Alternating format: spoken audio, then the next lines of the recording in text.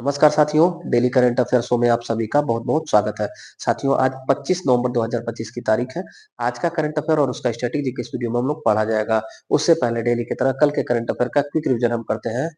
पहला प्रश्न कल पूछा गया था आपसे, सेबी का पूर्णकालिक सदस्य किसे नियुक्त किया गया? उत्तर, संदीप प्रधान जी को सेबी का पूर्णकालिक सदस्य नियुक्त किया गया। दूसरा प्रश्न था, हाल ही में दूरसंचार सचिव किसे नियुक्त किया गया? उत्तर बी, अमित अग्रवाल जी को। तीसरा प्रश्न पूछा गया था, संयुक्त राष्ट्र मानवीय मामलों का समन्वय कार्यालय ने दुनिया का तीसरा सबसे बड़ा मानवीय दानदाता घोषित किया यूएई देश को। चौथा प्रश्न पूछा गया था, डब्ल्यूएचओ के ग्लोबल टीबी रिपोर्ट 2025 के अनुसार कौन सा कथन सही है? तो प्रयुक्त सभी कथन सही था कि टीबी के मामले में 21% की गिरावट हमारे देश में हुई, टीबी से होने वाले मृत्यु दर में भी गिरावट 25% की हुई और उपचार कवरेज 92% तक पहुंच गया है।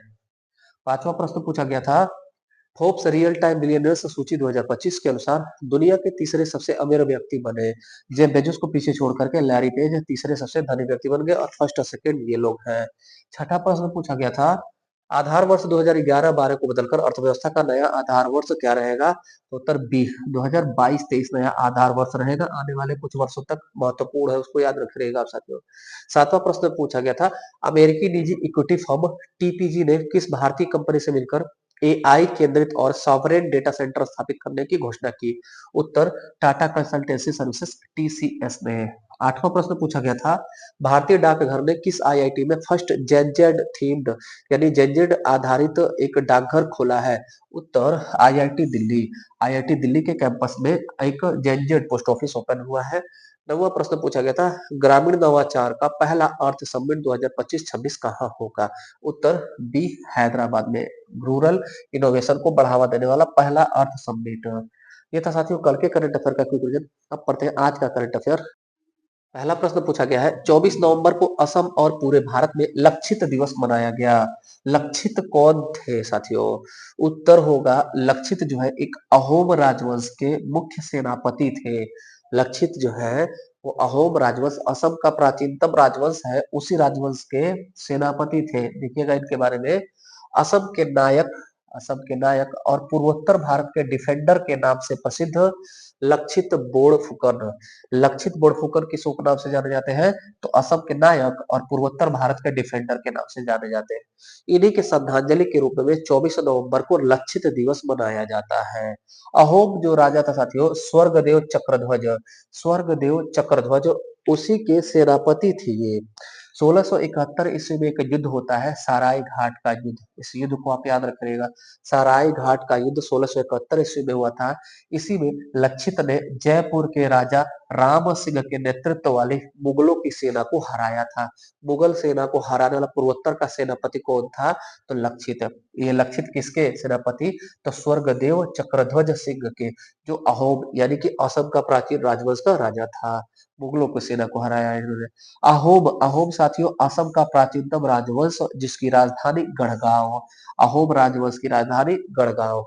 दूसरा प्रश्न पूछा गया है, पहला ब्लाइंड महिला टी20 विश्व कप किसने जीता? महत्वपूर्ण साथियों, पहली बार हुआ है ब्लाइंड महिला टी20 वर्ल्ड कप। इसको जीत लिया हमारी भारतीय टीम ने। हमारी भारतीय ब्लाइंड महिला टीम ने, सामने तस्वीर दिख रही है, इन लोगों ने नेपाल को हरा करके साथियों जीत लिया है। डिटेल देखिएगा, डिटेल इसका पहली बार हो रहा है, महत्वपूर्ण है। श्रीलंका के कोलंबो में आयोजित हुआ पहला ब्लाइंड महिला टी20 विश्व कप। भारत ने नेपाल को फाइनल में 7 विकेट से हरा दिया। नेत्रहीन क्रिकेट जो होता है, ब्लाइंड क्रिकेट होता है, इसमें साथियों 3 कैटेगरी के खिलाड़ी होते हैं। ब्लाइंड का मतलब कि सारे जो है एकदम 100% ब्लाइंड नहीं होते हैं। महत्वपूर्ण बात है, ध्यान रखे रहिएगा कि ब्लाइंड क्रिकेट टीम में जो 11 खेलने वाले खिलाड़ी होते हैं, उसमें 3 श्रेणी के होते हैं, बी1, बी2 और बी3। बी1 जो होते हैं साथियों वो 100% नेत्रहीन होते हैं। बी1 पूर्णतः नेत्रहीन होते हैं। बी2 जो होते हैं वो आंशिक रूप से नेत्रहीन होते हैं और बी3 जो होते हैं वो आंशिक दृष्टि बाधित होते हैं, मतलब थोड़ा बहुत उनको नहीं दिखाई देता है। अगर प्रतिशत के आधार पर हम बांटे 100% और ये 90% और ये साथियों उल्टा हो जाएगा, यानी 10% सिर्फ इनका बाधित रहता है। तो बी1, बी2, बी3 तीन प्रकार के खिलाड़ी खेलते हैं। इसमें गेंद पर ध्यान देने वाली बात है, गेंद की जानकारी याद रखिएगा। कठोर प्लास्टिक की गेंद होती है जिसमें ध्वनि हेतु उसके अंदर बॉल बेयरिंग लगा होता है। जैसे मान लीजिए बी1 टाइप के खिलाड़ी हैं, वो फील्डिंग कर रहे हैं बाउंड्री पर, उनके पास गेंद जा रही है तो उनको तो दिखाई नहीं देगा, तो गेंद से आवाज होता है और साथ ही खिलाड़ी चिल्लाएंगे उनका नाम लेकर के कि आपके पास गेंद जा रही है, तो उसकी आवाज मात्र से सुन करके वो अंदाजे से उस गेंद को पकड़ करके तब फील्ड करेंगे। ये बी1 साथियों ये सबसे महत्वपूर्ण खिलाड़ी होते हैं जो 100% नेत्रहीन होने के बावजूद अच्छे से खेलते हैं। याद रखिएगा ये सब डिटेल। तीसरा प्रश्न पूछा गया है, राष्ट्रीय काजू दिवस कब मनाया जाता है? उत्तर सी, 23 नवंबर को हर साल हमारे देश में राष्ट्रीय काजू दिवस मनाया जाता है। काजू दिवस, कैस्यू डे, हर साल मनाया जाता है 23 नवंबर को।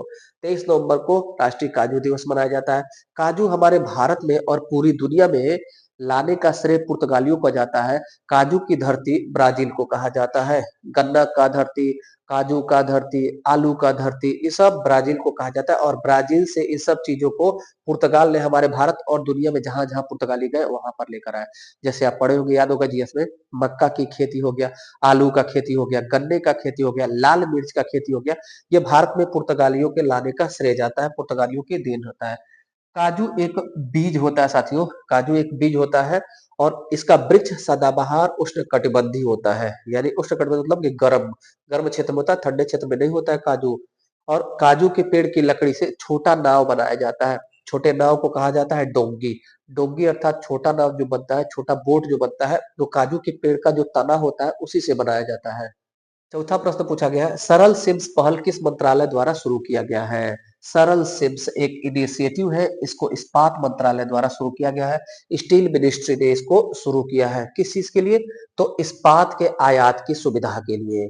ऐसा सुविधा, तो इस्पात मंत्रालय ने सरल सिम्स पहल की शुरुआत, स्टील आयात अब जो प्रोसेस होता है, प्रक्रिया होता है, और छोटे जो आयातक होते हैं उनको आयात सुविधा सरल बनाने के लिए किया। जैसे मान लीजिए कहीं पर स्टील का प्रोडक्शन हो रहा है तो वहां से लेकर के छोटे जो आयातक है उनको कैसे कनेक्ट किया जा सके, उनको कैसे ऑनलाइन ऑनलाइन जो है चीजों को दिखाया जाए, ऑनलाइन मॉनिटरिंग उनको सुविधा मिले, इसी के लिए सरल सिम्स शुरू किया गया है।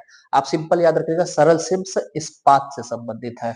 हमारे देश में इस्पात मंत्री कौन है? एच डी कुमार स्वामी। एच डी कुमार स्वामी इस्पात मंत्री, स्टील मंत्री है। और सिम्स जो शब्द आ रहा है इसका फुल फॉर्म जरूर याद रखे रहेंगे, स्टील इंपोर्ट मॉनिटरिंग सिस्टम। तो आप समझ गए होंगे कि सरल सिम्स जो है वो मॉनिटरिंग करने का एक ऑनलाइन सिस्टम है। सिम्स मानो स्टील इंपोर्ट मॉनिटरिंग सिस्टम। अच्छा, अगर हम बात करें स्टील का साथियों, स्टील जिसे हिंदी में कहा जाता है इस्पात, स्टील इस्पात, इसका मुख्य जो जो धातु होता है वो होता है लोहा। इसी लोहा में साथियों मुख्यतः लोहा होता है। इसी लोहा में carbon, carbon manganese, carbon manganese और कार्बन मैग्नीज और क्रोमियम, क्रोमियम, और कहीं कहीं आप पढ़ेंगे निकिल भी। मुख्यतः ये चार को मिला करके इस्पात बनाया जाता है। लोहा साथियों, लोहा अगर स्वतंत्र रूप से रहेगा तो ये ऑक्सीजन से क्रिया करके, लोहा ऑक्सीजन से क्रिया करके, चाहे पानी का, जमीन के अंदर पानी में रखिए लोहा या फिर खुले में रखिए, खुले में वायु से वो पानी ले लेता है, और अगर जमीन के अंदर रखेंगे तो मृदा से वो पानी ले लेता है, और पानी में ऑक्सीजन होता है, H2O में O होता है, तो वही O जब इसको मिलता है, लोहे को ऑक्सीजन मिलता है तो यह इसका ऑक्सीडेशन कर लेता है, लोहा ऑक्सीकरण कर लेता है, और ऑक्सीकरण करने के बाद उस पे जंग लग जाता है। जंग लग करके मतलब भूरे रंग का परत चढ़ जाता है। भूरा जब परत चढ़ता है तो लोहे का वजन ज्यादा हो जाता है, लोहा भारी हो जाता है, लेकिन भंगुर हो जाता है, कमजोर हो जाता है। तो जो भूरे रंग का परत चढ़ता है उसका कोई वैल्यू नहीं होता साथियों, वो धूल के तरह हट जाएगा और लोहा जो है कमजोर हो जाएगा। तो इसी लोहा को जंग से बचाने के लिए ये नई टेक्नोलॉजी आई कि लोहा में ये पदार्थ मिला दिया जाएगा तो इस्पात में कन्वर्ट कर दिया जाएगा। और इस्पात का क्वालिटी यही होता है, स्टील का क्वालिटी यही होता है कि जंग नहीं लगता है इस्पात में। इसके अलावा भी लोहा को जंग से बचाने के लिए एक प्रोसेस होता है जिंक, एक जस्ता जिसको कहते हैं इंग्लिश में जिंक और हिंदी में जस्ता। जस्ता का परत चढ़ा देने से भी लोहे में जंग नहीं लगता है। इसको अंग्रेजी में बोलते हैं गैल्वेनाइजेशन। लोहे को गैल्वेनाइजेशन प्रोसेस करने के बाद ऑक्सीकरण से बचाया जा सकता है, लोहे को जंग लगने से बचाया जा सकता है। पांचवा प्रश्न पूछा गया है, जेवलिन मिसाइल किस देश द्वारा विकसित किया गया? उत्तर होगा यूएसए, संयुक्त राज्य अमेरिका। अमेरिका ने एक मिसाइल विकसित किया है, जेवलिन मिसाइल। तस्वीर सामने दिख रहा है, जेवलिन मिसाइल। जेवलिन मतलब होता है साथियों भाला, भाला फेंक। जेवलिन थ्रो दिवस कब मनाया जाता है? 7 अगस्त को। वही जेवलिन साथियों, जेवलिन मिसाइल अमेरिका ने बना दिया। डिटेल क्या है? अमेरिका ने advance portable anti tank guided missile, यानी कि टैंक को नष्ट करने वाला पोर्टेबल एक मिसाइल है, जो गाइडेड मिसाइल है। अगर एक बार टारगेट बना लिया गया कि इसको हिट करना है, उसके बाद कमांड दे करके लॉक करके छोड़ देंगे, तो ऑटोमेटिक वो टारगेट को ढूंढ करके मारेगा। इसी को बोलते हैं गाइडेड मिसाइल। इसका निर्माण किसने किया है? तो लॉकहीड मार्टिन और रेटियन कंपनी अमेरिका की है, इसी ने किया है। इस मिसाइल द्वारा टारगेट पर निशाना बनाने की जरूरत नहीं होती है।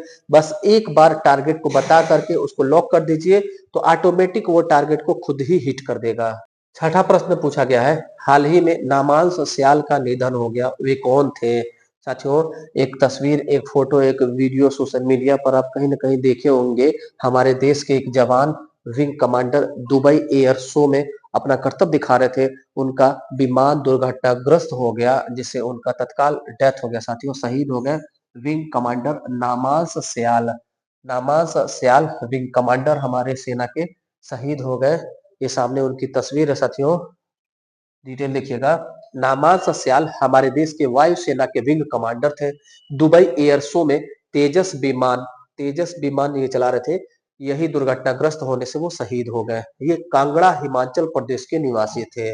और तेजस के बारे में डिटेल देखिएगा। जो विमान दुर्घटनाग्रस्त हुआ, ये हिंदुस्तान एरोनॉटिक्स लिमिटेड हाल द्वारा निर्मित स्वदेशी हल्का लड़ाकू जहाज, जिसे एलसीए कहा जाता है, लाइट कॉम्बैक्ट एयरक्राफ्ट, एलसीए था ये। इसका नामकरण साथियों 2003 में, इस एलसीए का नाम तेजस 2003 में हमारे देश के उस समय के प्रधानमंत्री अटल बिहारी वाजपेयी जी ने किया था। इस विमान ने पुराना जो मिग 21 विमान था, उसी को प्रतिस्थापन किया था, उसी का जगह ले लिया था। ये बंद हुआ और तेजस आया। तेजस ने पहला उड़ान 4 जनवरी 2001 को अपना भरा था। और 2024 में साथियों, राजस्थान में एक सैन्य अभ्यास के दौरान, राजस्थान के जैसलमेर में एक अभ्यास, जो भारत शक्ति त्रिसेवा अभ्यास है, उसी के दौरान ही तेजस क्रैश हुआ था 1 वर्ष पूर्व। लेकिन उसमें हमारे पायलट सुरक्षित बच निकले थे। यहाँ पर साथियों, यहाँ पर नामांश सस्याल जो हमारे विंग कमांडर, ये शहीद हो गए। दुखद बात यह साथियों, जो दुबई में एयर शो हो रहा था, दुर्घटनाग्रस्त हुआ, लाइव ये दुर्घटना हुआ। हजारों लोग वहां से लाइव देख रहे थे, सामने से देख रहे थे, और टीवी पर भी, न्यूज में भी, मोबाइल में भी लाखों लोग देख रहे थे। हमारे देश का जवान विंग कमांडर शहीद हुआ। उसके बाद भी इसका आयोजन रोका नहीं गया, इसको कंटिन्यू किया गया। दुबई एयर शो को बंद नहीं किया है। कहने का मतलब, मनुष्य इतना अमानवीय हो गया है कि इतना बड़ा घटना, मनुष्य एक जवान का जान जा रहा है, शहीद हो रहा है, उसके बावजूद अपना जो टीआरपी होता है, अपना जो आर्थिक लाभ गतिविधि होता है, उसको मनुष्य नहीं रोकता है। सातवां प्रश्न पूछा गया है, किस देश के राष्ट्रपति को तख्ता पलट की कोशिश के आरोप में गिरफ्तार किया गया है? एक देश है ब्राजील। ब्राजील के राष्ट्रपति को अभी हाल ही में गिरफ्तार किया गया, पूर्व राष्ट्रपति। ये सामने इनकी तस्वीर है। इन्होंने अपने समय में तख्ता पलट करने की कोशिश की थी, इसी नाते इनको वहां की सरकार ने गिरफ्तार किया है। ब्राजील के पूर्व राष्ट्रपति बोल्सोनारो नाम था का ब्राजील के पूर्व राष्ट्रपति बोल्सोनारो को तख्ता पलट के आरोप में गिरफ्तार कर लिया गया है। कहाँ पे? ब्राजील देश में। ब्राजील के पूर्व राष्ट्रपति। ब्राजील की राजधानी ब्राजीलिया। ब्राजील की मुद्रा रियल है साथियों। और राष्ट्रपति इस समय लूला डी सिल्वा है। और ब्राजील के बारे में ये पॉइंट जरूर याद रखिएगा, ब्राजील विश्व का 5वां सबसे बड़ा जनसंख्या वाला देश है। और ब्राजील विश्व का भी 5वां सबसे बड़ा क्षेत्रफल वाला देश है। यानी क्षेत्रफल और जनसंख्या दोनों के मामले में विश्व में 5वां सबसे बड़ा ब्राजील है। और ब्राजील में सबसे बड़ी नदी है अमेजन नदी।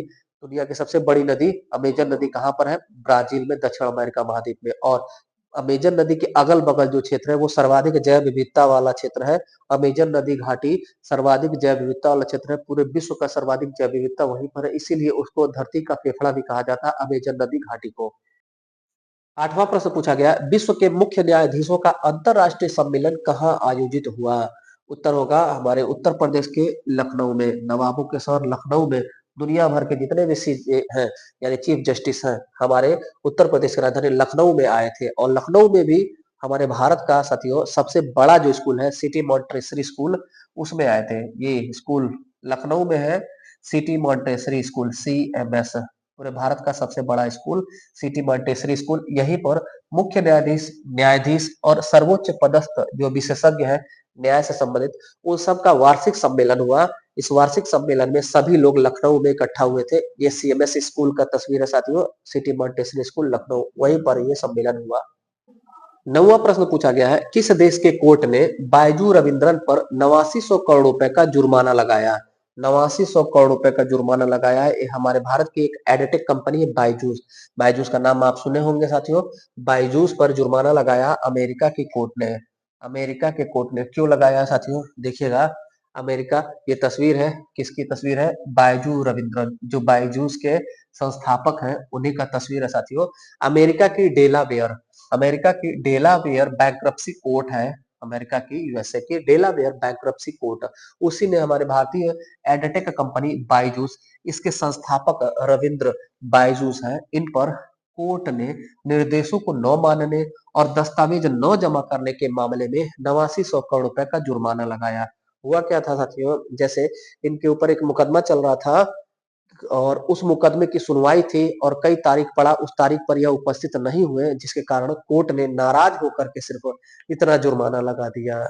और हम लोग देखे होंगे कि हमारी न्यायपालिका में कहीं-कहीं 1 रुपए का भी जुर्माना लगा हुआ है, लेकिन यहाँ पर सिर्फ 9 आने पर इतना ज़्यादा जुर्माना लगाया गया है। ये था साथियों आज का महत्वपूर्ण करंट अफेयर। कैसा लगा आज का क्लास? फीडबैक जरूर दीजिएगा। जो साथी पहली बार चैनल पर विजिट किए उन सभी का हृदय की गहराई से स्वागत है।